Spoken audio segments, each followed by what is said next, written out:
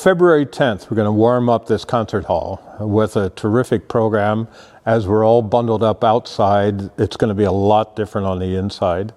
We're featuring the Borromeo String Quartet. They've been around in Boston for a huge number of years.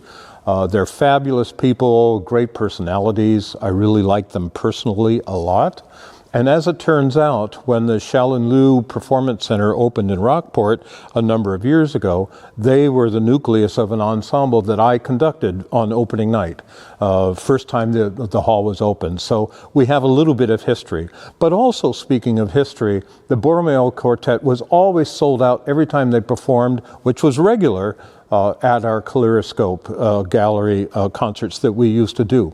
So I think this is a nice way to come full circle and bring them on to this incredible stage with our full orchestra in doing, actually, of all things, a concerto for string quartet. Now, there aren't very many of those that exist in the world. Well, you know about violin concertos or trumpet or any other single instrument, but this is actually all four players of a string quartet will play as soloists in front of the orchestra.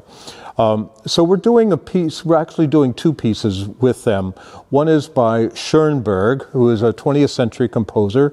And anybody who's ever heard that name, I don't want to scare them off, because this is actually an arrangement of a Baroque piece that Schoenberg did. So it's got all the interesting 20th century colors to it, but it's 18th century music. So it should be a really fascinating display, and it's very difficult for the string quartet.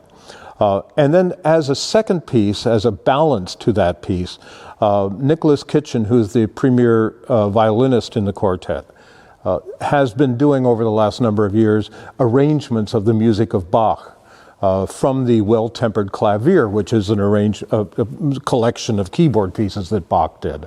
And so he said, what if I do an arrangement of this particular prelude that he had in mind? I said, sounds like a perfect balance to me. So after the little jauntiness of the Schoenberg, then we're going to get the smooth, relaxing, comforting music of Johann Sebastian Bach.